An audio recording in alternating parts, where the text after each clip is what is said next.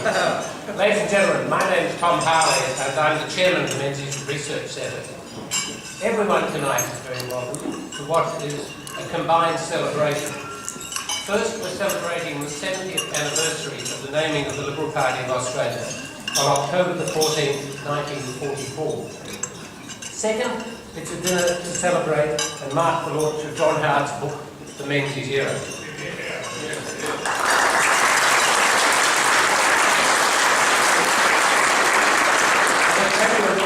About why these events are worthy of such a celebration. But before I do that, I'd like to underscore the significance of tonight by acknowledging some special guests.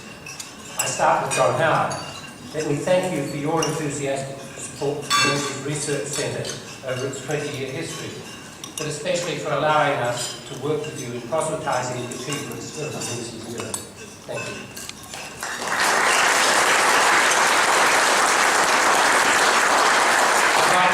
Two of our federal ministers, Senators Maurice Payne and Mitch Byfield, and Parliamentary Secretaries Simon Birmingham and Scott Ryan.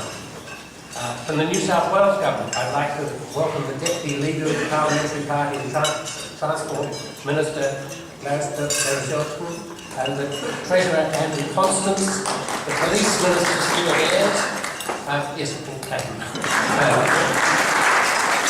I always feel safe when I see Stuart. I'd like to welcome the former Premier, Nick Greiner, and former Minister Michael Photius, and former State Leader Peter Dedman, and State President Chris Downing.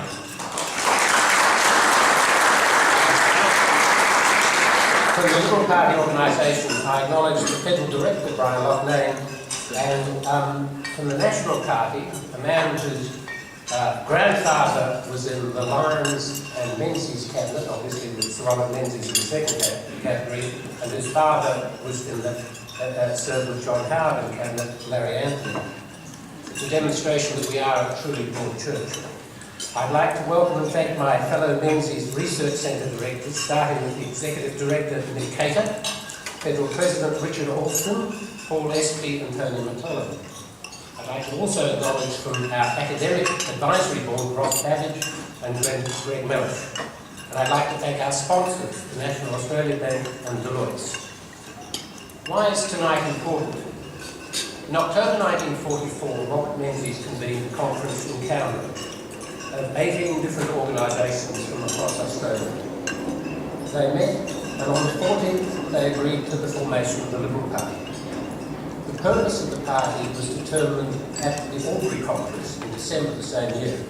It was, I quote, to create a nation looking primarily to the encouragement of individual initiative and enterprise as the dynamic course of reconstruction and progress. At the general election of 1949, the party took power and government of Australia for the next 23 years. And as John Howard argues, that government has shaped Australia ever since. Why is John Howard's book important? There are several reasons. No person with the insights and authority of a former Prime Minister has written on the conduct of government in Australia except about their own period of office. So with the practical knowledge of a great practitioner of politics, a man who took policy into practice and who knows the slings and arrows of political life, the governments of Menzies, Holt, Gorton and McMahon are explained and analysed. But the significance is deeper than just the insightful telling of history. John Howard assesses the era against its founding principles. I repeat, creating a nation looking primarily to the encouragement of individual initiative and enterprise as the dynamic course of reconstruction and progress. The end of the story I will spoil for you.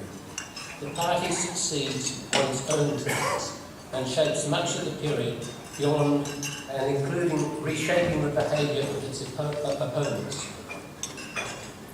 Liberals up till now have been very poor custodians of their party's legacy, perhaps preferring to deal with the present than to dwell on the past. But for whatever reason, the field has been ceded to unsympathetic academics or the mythologists within the Labour Party. The star was Paul Keating, whose acid tongue and comic book appreciation of history probably learned from Jack Lang, described the Menzies years as the Rip Van Winkle decades, and there are many more ungenerous characterisations. Labour historians have successfully whited out and blacked out Liberal achievements and overwritten their own. 10 minutes with the Menzies Era puts a light on that. A longer reading is far more rewarding. The Menzies Era has no need for exaggeration. It's a great story, truthfully and fairly told. So important do we regard the significance of rebalancing the narrative that I'd like to introduce Nick Cater to tell you what we have in mind. Ladies and gentlemen, please enjoy the scene.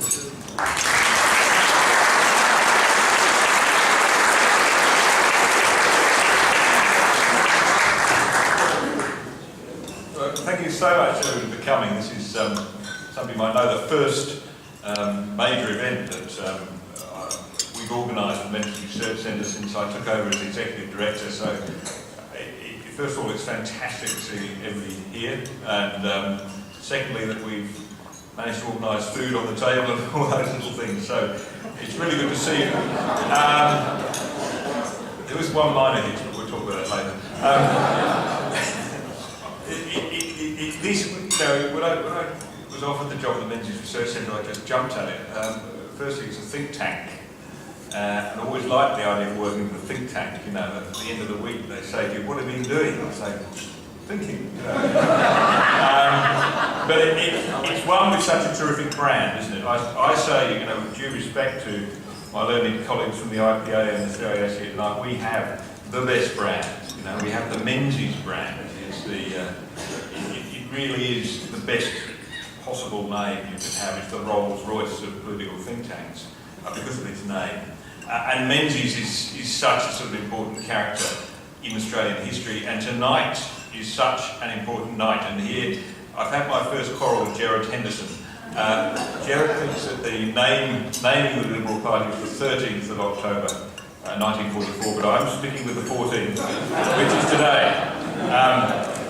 It was today, over this period in 44, that Menzies pulled together a big conference in the Masonic Hall in Canberra. Don't read anything into that, but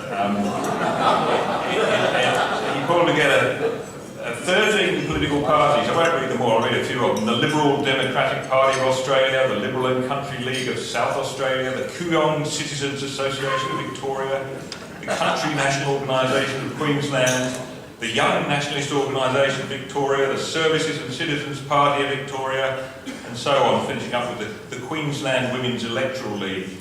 And they all gathered with one, and I was interested, I read this Rockhampton Bulletin from the 14th of October 1944. It was a wonderful account of this gathering, and reveals that as well as these 13 political organisations, there was one other body, the Institute of Public Affairs was present. There's God. They're present here again tonight. It was the only body there which didn't join the Liberal Party. And I believe it remains in opposition to this day, John. Sorry. Bad job. But it's great to see you, and just the Menzies Research Centre, those who don't know, we're dedicated really to the principles, policy according to the principles that Menzies championed, the principles of freedom, enterprise, reason, opportunity, choice. I could go on and on, all the good things that make for good public policy and make for a successful country. And that's exactly what Menzies did, terribly underappreciated. But as we were discussing this morning, I was discussing with Mr. Howard, if Australia had taken a different route in 1949 and gone the socialist route or the welfare state route, what a different country would be, what a poorer country would be, a more indebted country, a country with far fewer opportunities than our children have today. And that was because of that crucial decision they made to elect Menzies and his brand new party. So for that reason we say 1949 was the turning point in modern Australian history, not 1972. And yet it's ironic that the man who talked about the forgotten people has become almost the forgotten leader himself. I've tried this out on a few intelligent young people I've met who was Menzies, and they struggle beyond the fact that he was a Prime Minister. But beyond that, they know very little. But we're going to change that. We're going to change that. So tonight I'm delighted to announce that we, at the Menzies Research Centre, are going to build a Menzies Library. We're going to build a Menzies Library.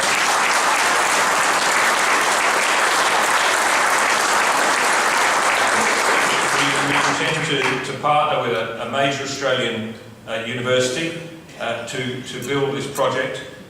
If you want to have an idea what sort of thing we're looking at, well, some of you might have visited the Ronald Reagan Museum in America, or you don't have to be very significant president or vice president to get a museum twice the size of Canberra. We're going to, not going quite that size, but we're going to have one. The only Prime Minister who has anything like this here is, you've guessed it, Gough Whitlam, and it's it's out at the University of Western Australia, and it's worth visiting. It's a fantastic, I have to say. Yes, it would. I wish they would put it in Western Australia, but joking apart, it is a fantastic institution, and I think if people respect history, we have to respect anything that tells the nation's history. It was set up with a $7 million grant from the Gillard government, they do a terrific job. I went there for their open day, and I said, you know, they have school parties through. I said, isn't it a bit political? You know, you have all these kids who just... They said, no, it's not political. We just talk about social justice. So, at the Menzies Museum, we're going to talk about Robert Menzies and progress. Robert Menzies and enterprise. That's the sort of museum we're going to have. And for the first stage of it will be what I'm coming to appeal for funds for tonight, which will be the Menzies Virtual Museum. This will be an online museum where all the Menzies documents will be brought together, Menzies videos, Menzies pictures, and we'll be running associated schools programs of this so that children can go back and find the original source documents. These virtual museums are really, they tell me in the museum world, this is the way things are going, but we want bricks and mortar too. But we'll start with the Menzies Virtual Museum, and for this, we need to hire some staff, some historians, curators, and start building a platform on which we will display this. And that's why we're coming to you tonight to announce that we're looking for foundation sponsors for this project, people who come in at the beginning and out of a spirit of wanting to celebrate the Menzies spirit can become a foundation sponsor of what will be a fantastic project. We are lifters, not leaners. We are going to rely on our own resources first, rather than turn to the government. On your tables you'll find a brochure, and more about that later. The gifts the Menzies Research Centre public fund are tax deductible, which is a bonus for everybody except Joe Hockey. So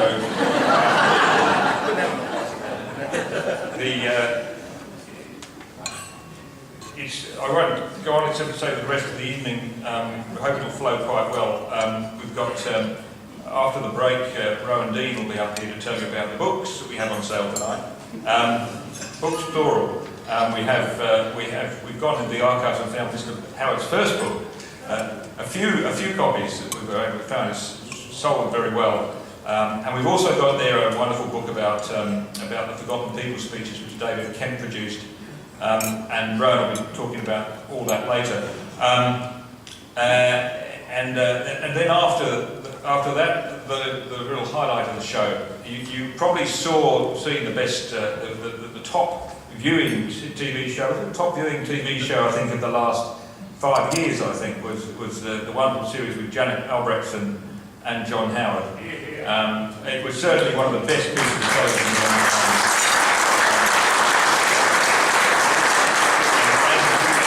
One of the best pieces of political television of all time. Tonight, you know, they have that as seen on TV. You can see the two of them live here on stage, but I'll let you enjoy your main course and we'll be back later. Thank you.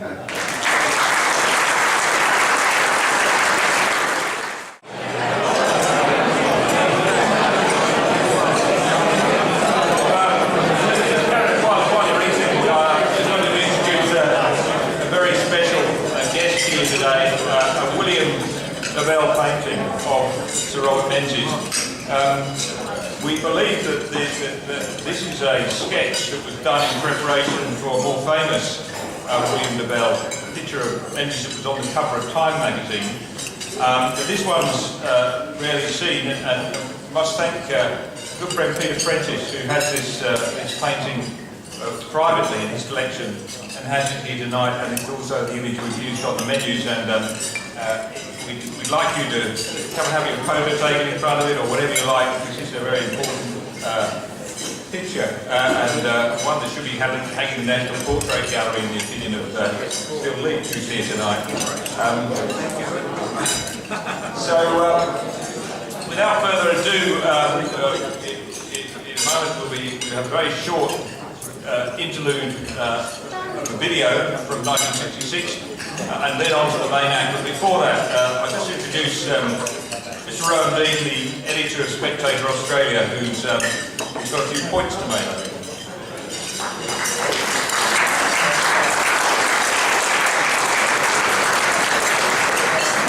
Thank you, Nick, and it's great to be here and to see so many wonderful heroes of mine here this evening, so I'm really enjoying that. Nick phoned me up the other day and he said, listen, you're an advertising guy, you've done that advertising thing, I've got a challenge for you. I want you to sell hundreds of copies of John Howard's new book. Thousands of copies of John Howard's new book. You can do it, can't you? And I said, yeah, that's fine, that's easy to do that in advertising, that's what it's all about. So first of all, I have to give you a number of reasons why you should buy lots of copies. Now, I don't want to see you just buying one copy, forget that. I don't want to see you buying 2 or 3 copies, forget that. I want to see you buying 4, 5, 6, a dozen copies. That's what I want to see happening this evening. But of course, being Nick Hazer, he had to make it a little bit more of a difficult challenge than simply telling you to go and buy lots of copies. What he decided, in keeping with the idea of the virtual library and all the rest, that we would have a virtual book signing. There are no books to be signed. However, I'm reliably informed that the reason for that is that the Maritime Union and the Ferry Drivers Union boycotted or done a blockade between here and the house on the other side of the harbour, which is where we were keeping all the books. So there are a few. There's a dozen or so copies of John Howard's book here. First come, first served, but you can buy lots of copies by filling out this form with your credit card details, and the best bit is you won't actually have to carry the books home. So you can buy 6, 7 or 8 or even a dozen copies. You won't leave them in the back of a taxi, you won't leave them here on the seat because you've forgotten, and no one else can steal your copies. So there's lots of advantages to our virtual book launch. But I'd like to, I do want to see lots and lots of copies sold, and I mean that. And one of the reasons I want to see lots and lots of copies sold is because John Howard very kindly performed this service for me last year when he got up and sold my book. So we were talking earlier, and I said, John, I bet you I can sell more copies of your book than you could of mine. And he said, I'm not surprised. That won't be that hard.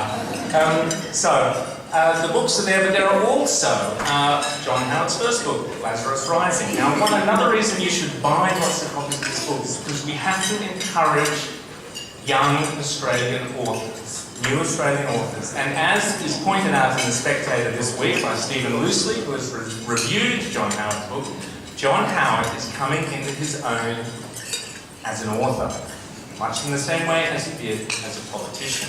He's growing as an author. Now, the thing about new authors, which John Howard was last year, you often find they put a lot of themselves into the book. I don't know if you found that with Lazarus Rising. I kept flipping through going, there's an awful lot of John Howard in this book. I was waiting for the Lazarus guy, but anyway, John's been working on that little flaw, writing flaw, and he's introduced a new character into this book. A new character called Robert Menzies. It's an interesting character. You still, don't worry, you still get lots and lots of John Howard. But just occasionally, Robert Menzies wanders through, has a couple of words, and wanders out the other side. So it's good to encourage new authors, and that's why I want you to buy lots of copies of both books. Now, as every advertising person knows, you have to have a hardcore retail offer in there to get people to buy the book, no matter how good the product is. So, everybody who buys multiple copies of any of John Howard's books gets a free copy of this week's Spectator magazine. Signed by Miranda Devine, John Howard, Nick Ryan, John Ruddock, I might even throw mine, Rebecca Weiser, and Nick Cater. How good is that? The more copies you buy, and John Howard's one, the more signatures you get. And the best offer of the night is the person who buys the most number of books this evening, courtesy of the Menzies Research, gets a year's subscription to the Spectator. Thank you, Nick.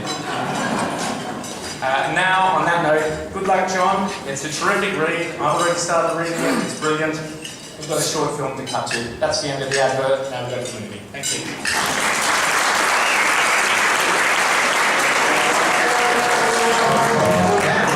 January 20, 1966, a day of drama, a day on which the Prime Minister, Sir Robert Menzies, announces his retirement after an unprecedented 16 consecutive years in office. A day of tributes, some from students who pin Ning Don't Go-Go badges on the Federal Treasurer, Mr. Holt. Others from world leaders like President Johnson, who says, "We will listen whenever your voice is raised." Mr. Holt arrives for the meeting of government parties at which he's to be elected Prime Minister designate. And then Sir Robert, today for the last time, he'll preside over a meeting of the party which he himself formed, and which he's led with such distinction. Inside, Sir Robert explains the reasons for his retirement. And outside, groups of students carry banners and wait for him to reappear.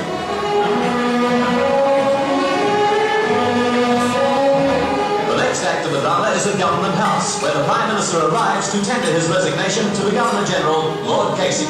The resignation is provisionally accepted, although Sir Robert will remain Prime Minister until Mr. Holt can form a ministry and be sworn in.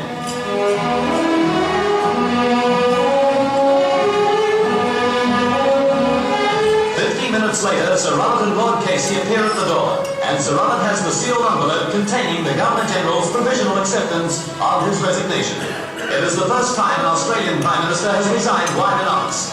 But Sir Robert says he's over 70, and 16 years of accumulated Prime Ministership have taken their toll.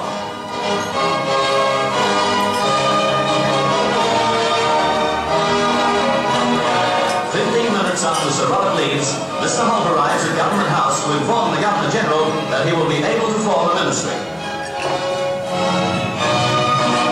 And then, back at Parliament House, the final act of the day's drama, a nationwide press conference. There, in a simple, homely talk, Sir Robert tells the people the reasons for his retirement.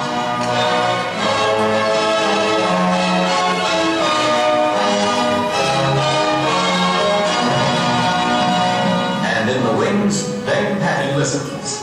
It's an occasion unique in Australian political history.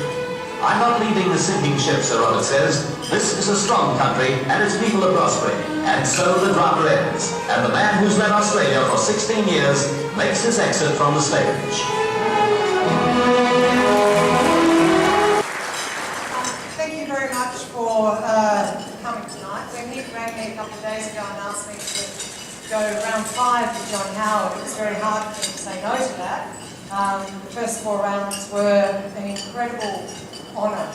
And Nick asked me if I could talk about, just for a couple of minutes, before inviting Mr. Howard up onto the stage, that process of talking to the former Prime Minister, second longest serving Prime Minister this country has had, and I would argue the best Prime Minister this country has had.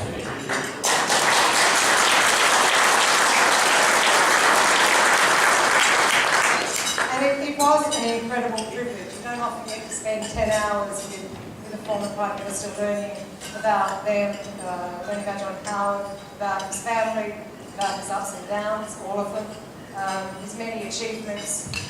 And one of the most interesting things I learned was actually off camera, and I thought, if you don't mind, Mr. Howard, I'd share that. It was the moment when he ever so gently scolded me. And he rang me after, I think it was interview number 2, and you know you're about to get scolded when the conversation begins. Just an observation, Janet. And then he pauses. Okay. And he said, you often ask me at particular moments how I felt, whether it was after Port Arthur, whether it was after Bali or 9/11, he kept asking me how I felt, and you have to understand that I didn't have a chance to feel. I just had to do things. That was my main focus. And I said, well, tell us about that, because that's such a fascinating insight into leadership. And I have this image of Mr. Howard walking away from those interviews frustrated, shaking his head, going, this modern generation, all they do is talk about feelings and not about doing. And if you recall, there's one great scene in the Margaret Thatcher movie when she's asked by her GP, how are you feeling, Mrs. Thatcher? And she erupts, why must you always ask me how I'm feeling? It's what we do that counts. And, you know, there is a modern day obsession, I think, with feeling. You only have to look at Channel 4 in Britain reported this week, the biggest petition that has arisen out of the Ebola virus is to save an infected dog. 300,000 people signed a petition to save a dog, whereas half that number signed a petition to actually encourage some more research into vaccine research. So it is about feeling. Margaret Thatcher was right when she said that what counts is our ideas and not about how we feel. We need to be governed by people who are driven by ideas and not concerned so much about how people are feeling. And when Australia was governed by John Howard, it was very much about ideas. So it's with great honour once again, Mr. Howard, that I invite you up onto the stage for round 5.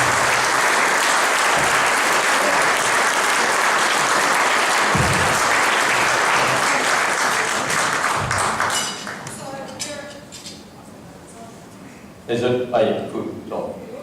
Mine's on, yeah. Yeah, it does count, yes.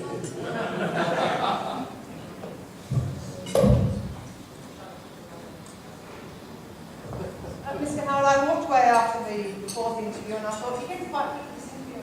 Thank you. Yeah. So it's good that we're here again. Thank you very much. And the cameras aren't. No. So thanks for even there for conversation, because now you can tell us what you really Full sense. really think about. That's what you really think That's what about. I call the lawyers in the room would know what I meant, the Jack Spice QC method of interrogation, about short questions and long questions and think that they're safe and then they drop real claim. So you can tell us what you really think about 75 Wayne Swan or Peter Costello. Sorry, I mean Greg Humbert. Peter Costello was a fantastic treasurer and a great colleague. I'm Fantastic, the best treasurer Australia's ever had. Of course he was.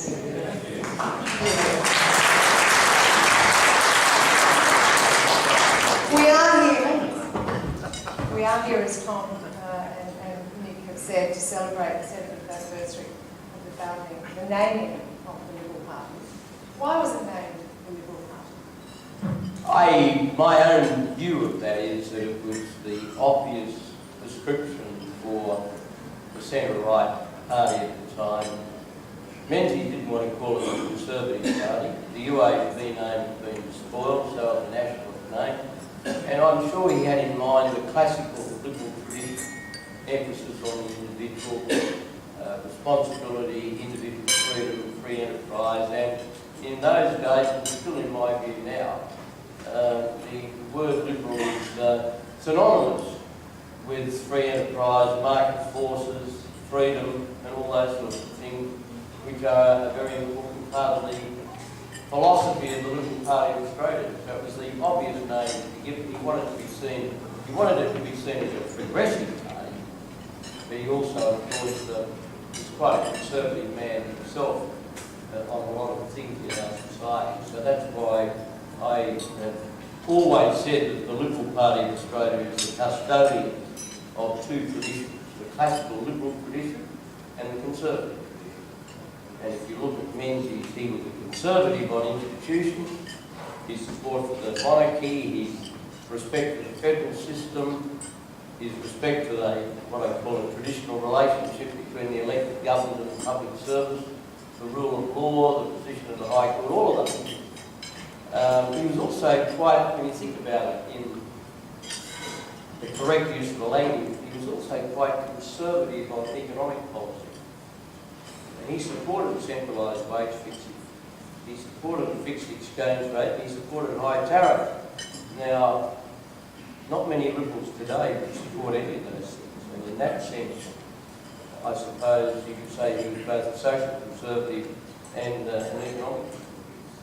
But those terms weren't used, weren't juxtaposed in the Menzies era the way they are today.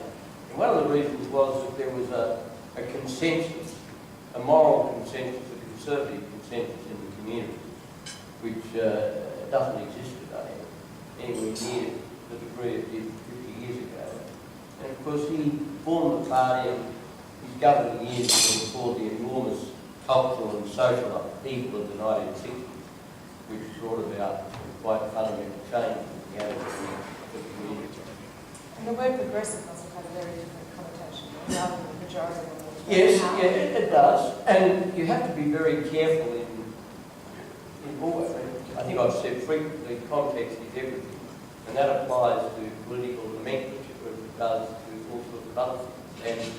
And in his era, many of those things had different meanings or were unknown. Now, if Menzies could suddenly be told that some of the expressions that are used now, wet and dry, they weren't used in the Menzies period. Moderate, hard right. Well, they had a nice group of small L liberals. He didn't like small, he was critical of small L liberalism in the Victorian division. Quite right. Yes, quite. No, I don't know. I wouldn't get into that. I won't get into that. You get me in a real trouble, even at this late stage. But he was.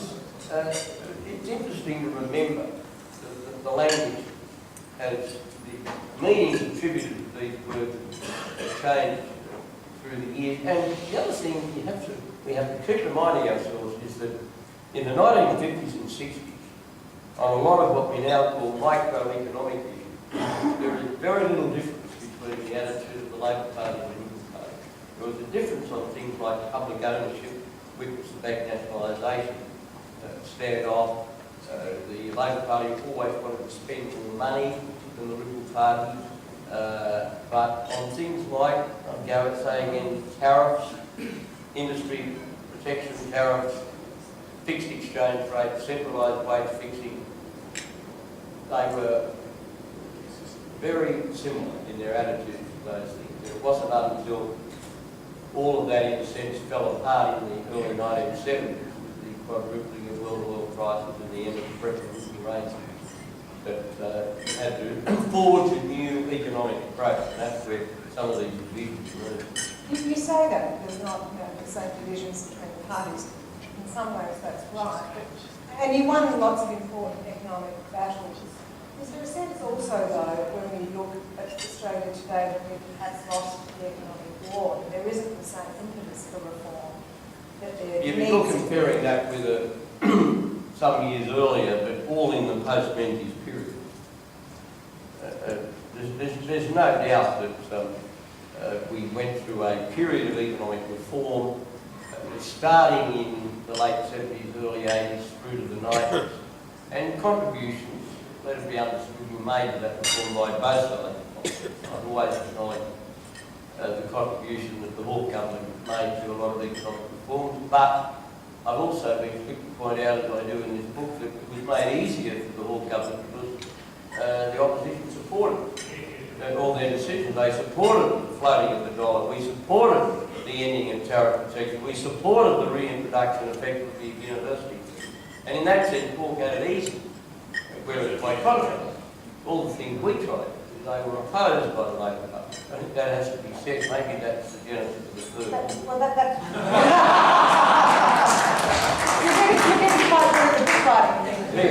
You're getting quite good at the book writing thing too. So keep it up. Yeah, well. And Rowan has had this challenge to sell more books. Well, I have a different challenge, and I'm stealing it from Peter Kelly, who mentioned it to me earlier this evening, and that is that the Menzies Era book should be on the curriculum in every state and territory in Australia. And it's a very fine history book.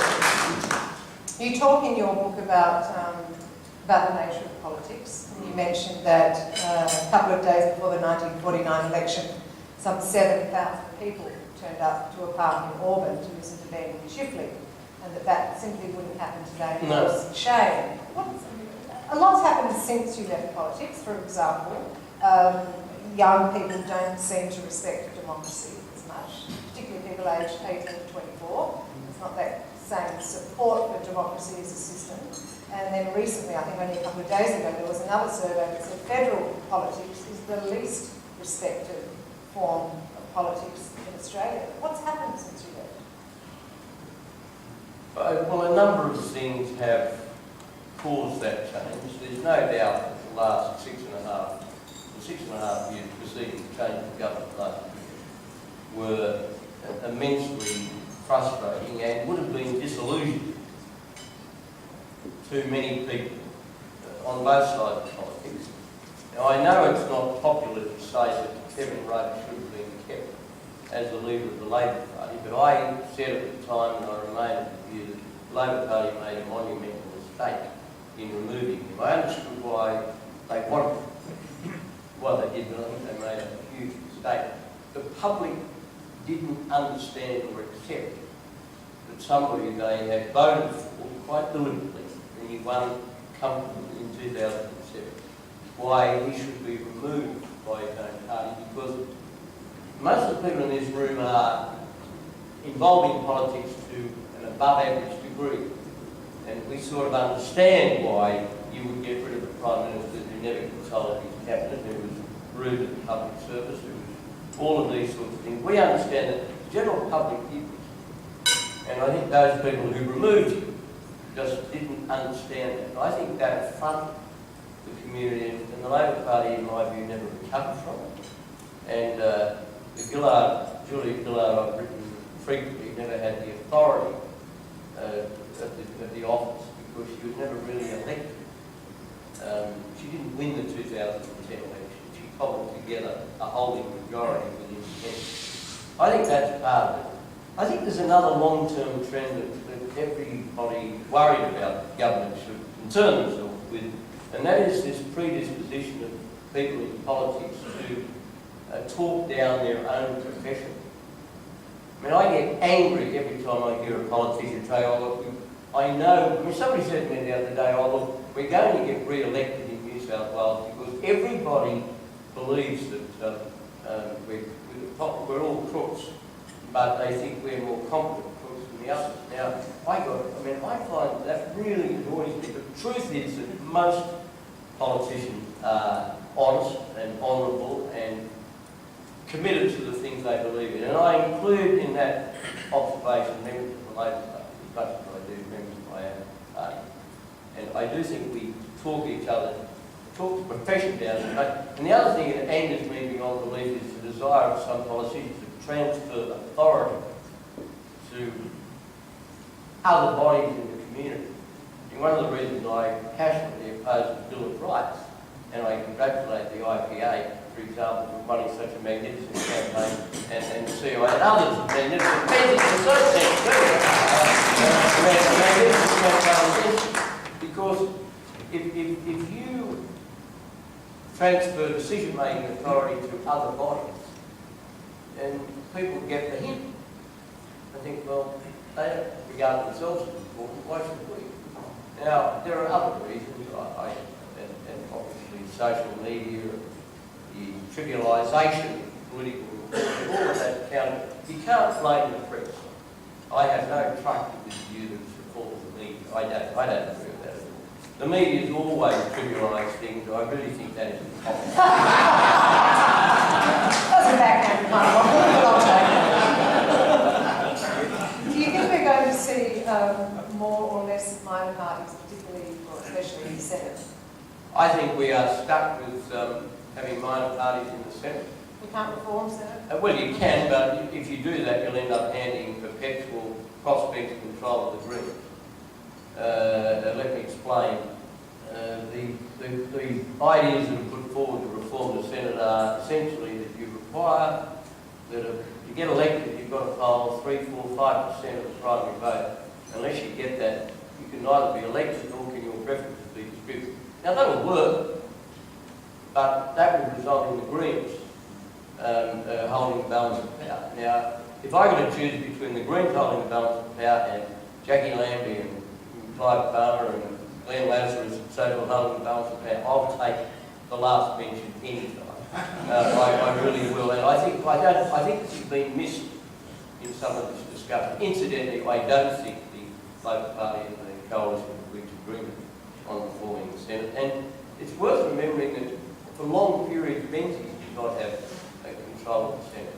Now, admittedly, he was dealing with radical people like the DLP, whose operating principle was to keep the Labor Party out of office, which was a superb sort of operating principle.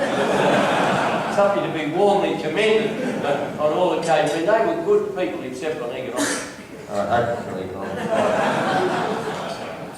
Bob Santa Maria was a great Australian except when it came to industrial relations.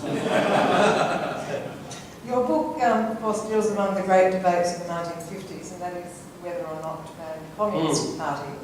And as a child, you talk about seeing posters of released Sharkey. For those of you who haven't read the book yet, Lance Sharkey was a member of the Communist Party, and he was arrested and jailed under the then Crimes Act for saying if Soviet forces in pursuit of aggressors entered Australia, Australian workers would welcome them. Now, attempts to ban the Communist Party, as we know, failed. Your mother did support banning the Communist Party, a very wise woman. Let's fast forward to 2014. What do we do about extremist groups like this with Sharia? Well, you deal with anything, anybody which is palpably a terrorist organisation. Now, you prescribe, now, you can choose whatever methodology you use for that prescription or whatever conditions precedent you have. But that is different in a sense from banning the Communist Party. It is quite different.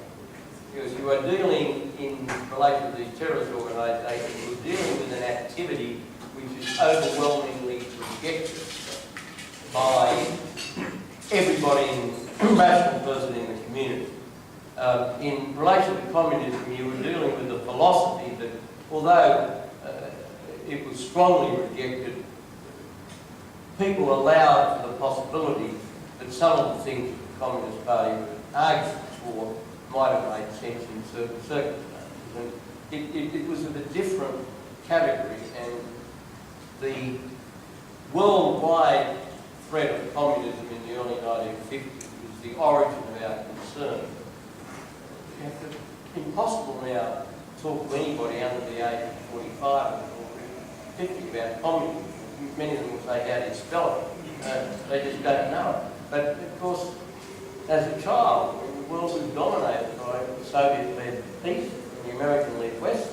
Mao had taken over in China only 18 months earlier. The North Koreans invaded South Korea. There was a communist insurgency in Malaya.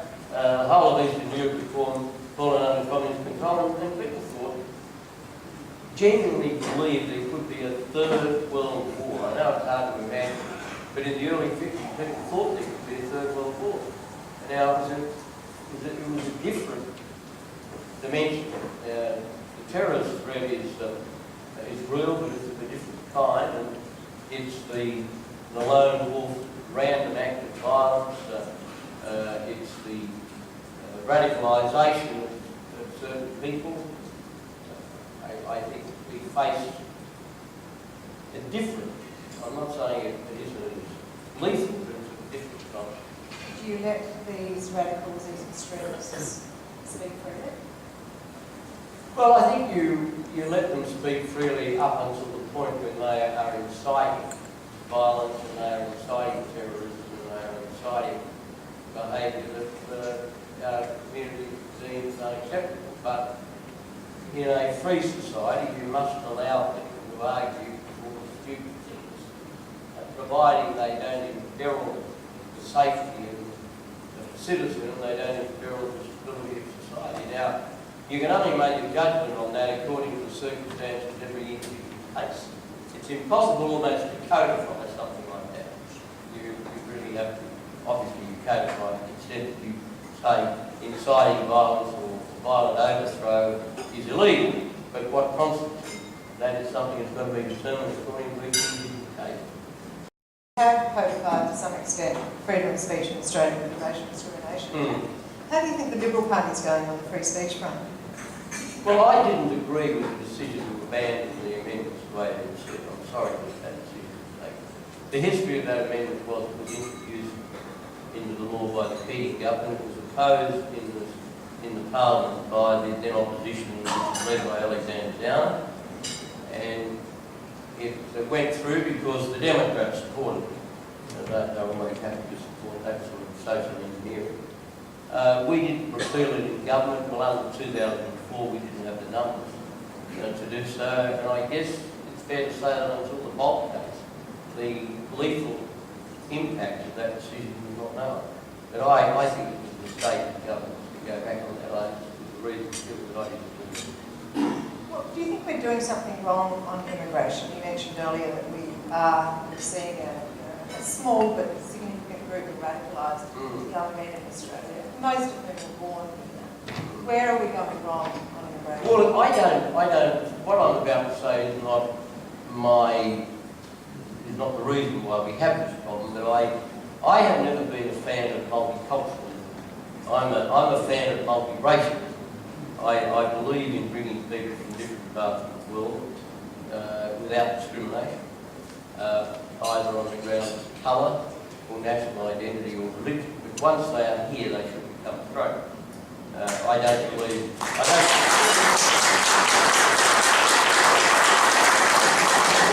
I don't believe we are a federation of cultures. Every nation has a core culture, and defined more than anything else by the language we speak. And we have a core culture in this country, which has changed over the years. And the core Australian culture now is different from the day-to-day culture of yesteryear, but it had its origin in that. And obviously it's heavily suffused by our Anglo-Irish background, plus the extraordinary contribution made by post-World War II continental European immigration, and more recently it is influenced by immigration from Asia. Now, all of those things are, in the old melting pot notion of nation building in the United States is absolutely right. You brought people from everywhere and they became Americans. We bring people from everywhere and they become Australians. Now, I think we've fallen down on that. I think multiculturalism became a seductive idea for political parties because they thought there was political advantage in having sort of Greek enclave and an enclave, this, that or other. You would harness both. I don't think that's worked, and thankfully all the evidence I see is that the well-established immigrant communities in Australia, their voting patterns now are no different than the voting patterns of other people in the community because they've become part of our community, which is absolutely terrific. So I don't think that's the reason why we have this problem. We have this problem because there is a fanatical, self-designated fanatical fringe to Islam, and it has to be said that the things that are being done and proclaimed in the name of Islam is offensive to the proper values of that religion, but you can't ignore the fact that Islam is invoked by the perpetrators of it. I thought the Prime Minister did it well a week or so ago when he said it is never justifiable to kill in the name of God. And I think that was an injunction that applies to a Muslim, to a Catholic, a Protestant, a Jew, whatever. But I do think we would be better served if we reverted to the old notion of integration or assimilation or whatever you want to call it. One of the difficulties with multiculturalism is that every time I get into a discussion, somebody says, well, you've got to understand multiculturalism means. Well, if you've got to keep defining what it means, it's hardly the national cement. Let's turn again to economic reforms. In many ways, Menzies did have the unemployment was around 2%, and it was the golden era of economic growth. You faced a very different period. You made some really tough decisions. Where do you see Australia's future? A couple of weeks ago, there were stories every week, but a couple of weeks ago I particularly noticed a story about CSR moving to Switzerland because it was a cheaper place to run a business. Now, when a company starts moving to Switzerland because it's cheaper, you have to start asking, what is the future in Australia for business? Well, I am still an optimist, very optimistic about Australia's future, but I think we have started to run on empty with economic reform, well-known metaphor that economic reform is like competing in a never-ending foot race. You've got to keep it going, because if you don't, the other competitors will soon past you. And that is starting to happen with Australia. I do think and I know the government has plans in this area, we do have to revisit taxation reform. We do have to get back to looking at industrial relations reform again. It's a hardy angle of mine, but it happens to be quite relevant. I encourage the government is looking at having a white paper on the federation. I don't think you abolish states, like you're never going to do that. That's constitutional right. People want to keep the federal structure, but it can be made to work better. And you could well get a lot of progress on that front, because I think with the personalities of people like Mike Baird and Tony Abbott and Campbell Newman and Dennis Napthine, they're all, they strike me as immensely reasonable, cooperative people who've got a good opportunity to have some big changes in the area. Gee, I'm encouraged by, I know it's a way to be economic reform, but not entirely I'm encouraged by what's come out of this review of the school curriculum, because that had really been captured. The curriculum had been captured by the barbarians. They were really... This idea that you could superimpose on every discipline sustainability, Indigenous affairs and engagement without reference to the content of each discipline was absolutely absurd. And obviously, I studied the current curriculum in some detail for a speech I made in Perth a couple of years ago, and what astonished me, quite apart from the sort of writing out of any British history, which is so important to the formation of Australia, there was no reference to, virtually no reference to the Constitution. And the Australian Constitution is an astonishingly forward document. And the Americans talk about American exceptions. But I think when it comes to what our founding fathers did, we want to talk about Australian exceptions. It's quite remarkable. I mean, when did the women first get the full franchise? Not America, not Britain, not Sweden, no, South Australia and New Zealand. Well, South Australia was ahead of New Zealand. How many Australian kids know that? How many Australian kids know that the secret ballot was once called the Australian ballot? We invented it. And how many of your children know that? I'll bet they're not taught that. Now that's not being slavish to any particular version of history. It's just the reality of what we can see. But getting back to economic reform, I do think we have to return to the last on those issues. We are transitioning from total reliance on total reliance on mining industry. No, not the mining industry. I think the government's got the balance right in relation to climate change and worrying about the economic impact much of the climate change measure. Climate is absolutely right about that. But we shouldn't take our economic prosperity for granted. But likewise, we shouldn't get too pessimistic. I would think that going around the world, I think we're still very fortunate to be in the Asian region. I'm still very concerned about Europe. But I think America is roaring back, and that's always a welcome thing. Why is America roaring back? Because America is fundamentally a less regulated economy, and ours is less regulated than Europe's. And there's an obvious lesson. The Americans have a great capacity to regenerate and innovate, and that's one of their great assets. And yet we don't talk about any more the science of government, whether it's good or bad, big or small. We don't even talk, as you said a moment ago, about the need for a freer workplace. No, I agree with, I think the debate is written. I agree. Is that just because we've had 6 or 7 years of Labor, or is it because we have complacency in setting because Australia has had it so? lucky for so many years? I think the combination of those things. I think probably part of it may have been due to misinterpretation of the reason we lost in 2007. I think we largely lost in 2007 because people were tired. They like to change. More fool there.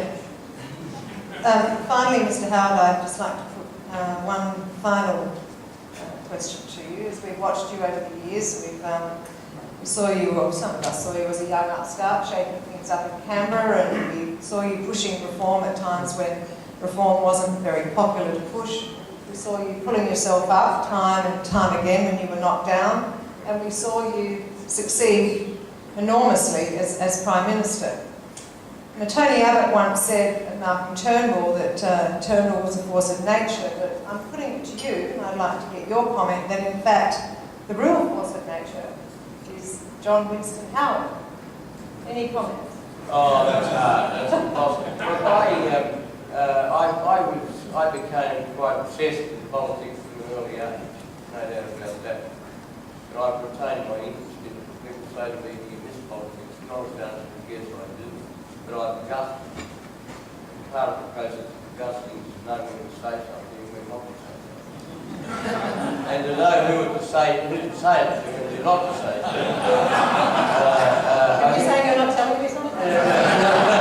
I think that's important. The thing that drove me was a genuine belief that there was something noble about public life. And I really get angry with people in public life who, on the side, say, "Oh, we know everybody thinks we're all kids want to be." Because my experience has been that most of the people I've encountered in public life have been very committed. I mean, I would happily acknowledge that many of the people I opposed in the Labor Party were very committed to what they believed. I thought they were guided, they were committed. And some of them were cynical, some of them were, I suppose some of them were crooked, and you might broadly say that about someone else. But generally speaking, people are very, who go into politics are very committed. I think the political culture now is contaminated or badly affected by some things. I think we have too many people who haven't had much life's experience before they go into parliament. I think I often marvel at looking at the occupational profile of the last 50 cabinets. Believe it or not, there were 2 farmers, there was a publican, there was now that's practically a criminal offence to be a tobacconist, but it was very interesting. Now, there were plenty of trade union officials, and chiefly himself has been an engine driver, a trade union member, self-taught. The Senate now is filled with former party apparatus, particularly Labor. Nothing wrong with some of them have been outstanding contributors, people whose sole profession. I mean, my political mentor, John Howard, from whom I learned more about politics than any person I know. His job was first a research officer and then 21 years as General Secretary of the Liberal Party. But of course he had a life experience. He'd been in prison for 4 years. That wartime generation had a very different experience. So I think we need to have a system that allows for talented outsiders who maybe haven't been involved in the party for a while, coming in their early 40s. This is the kiss of death that's mentioned something, but I'll take the risk. I welcome the fact that somebody like Angus Taylor, who came in as a member of the Hume, Angus has had a career in banking and all that sort of thing, early 40s, comes into politics, very good program. I think all of that is good. You need the others as well, but you need perhaps a greater mix. This is quite a challenge.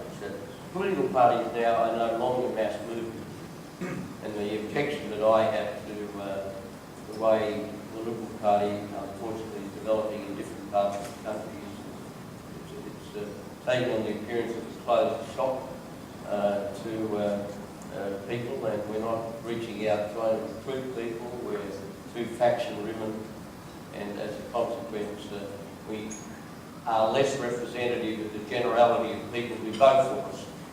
Now, having said all of that, we've done very well over the last few years in months of election. But that changes. It can change, the political scene can change very quickly. In 2007, when I was defeated, Campbell Newman, as the Lord Mayor of Brisbane, was the most senior Liberal in the country. Now, in very rapid succession, things started to change. It can change the other way very rapidly as well. We no longer have guaranteed market share. I mean, we used to have 40, 40, 20, 40% always Liberal, 40% always Labor, 20% in the middle. I often think now it's 30, 30, 40. And that's why you see that. So in your capacity as historian, tell us, what is the next book about? Well, I said I'll start thinking about that if I can sell more of this than I did of Lazarus. Okay, the challenge is on.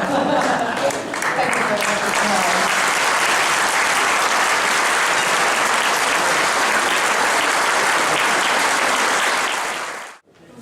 Ladies and gentlemen, before the final course is served, just a couple of quick words of thanks.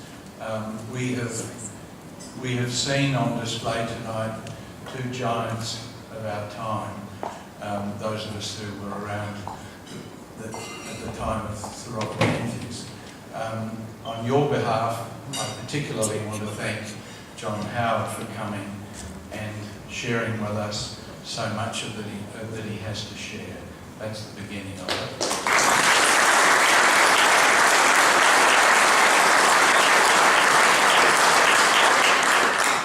I'm speaking on behalf of the Menzies Research Centre Board, and I have a couple of quick remarks to make about that. Janet, I want to thank you also. You are an exemplary artisan in your space.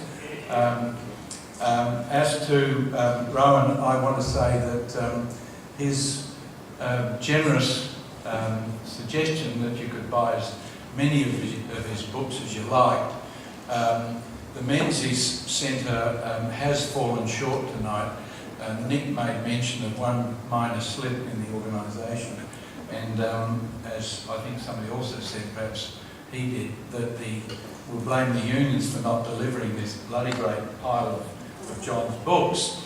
John's been very generous in a couple of these events, signing his books, and he's volunteered, or he's about to be volunteered,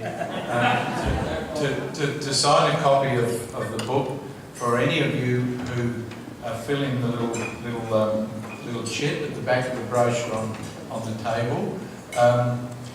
I thought we might do him a favour by offering as a bonus Lazarus Rising, which actually arrived in the wrong boxes.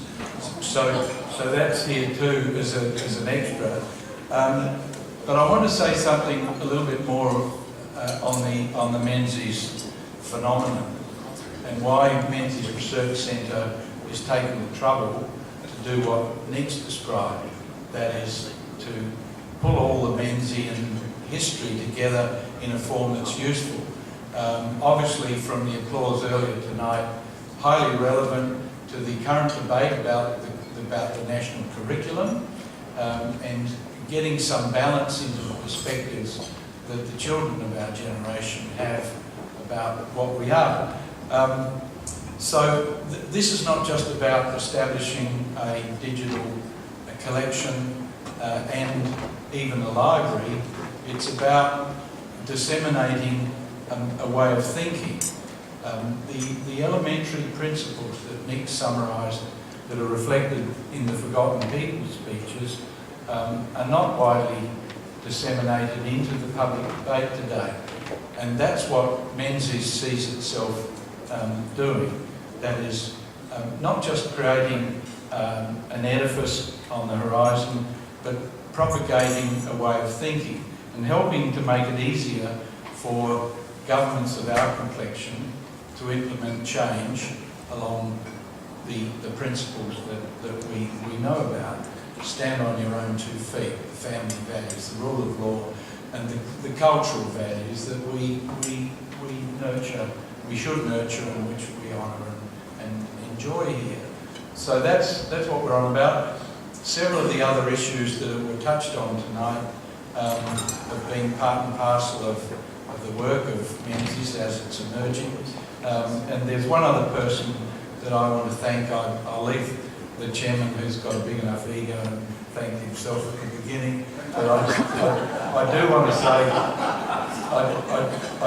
say that we've had the great good fortune to hire a star in Nick Cater.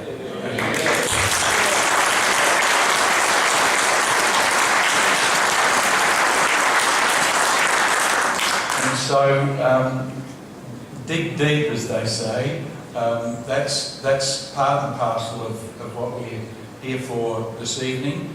I must just add one other little thing, which is that Nick's book, The Lucky Culture, for those of you who haven't read it, is an excellent read about how our culture is evolved.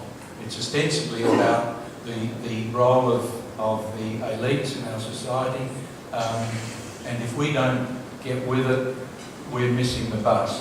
So thank you everybody for coming, and all the people that have performed, not least the great author of the new book, and we will dispatch a complimentary copy with signature if John's arm doesn't wear out, to all those people who fill in the little chit tonight, that we might apply a minimum contribution. But you will receive the book that didn't come earlier, and thank you once more everybody.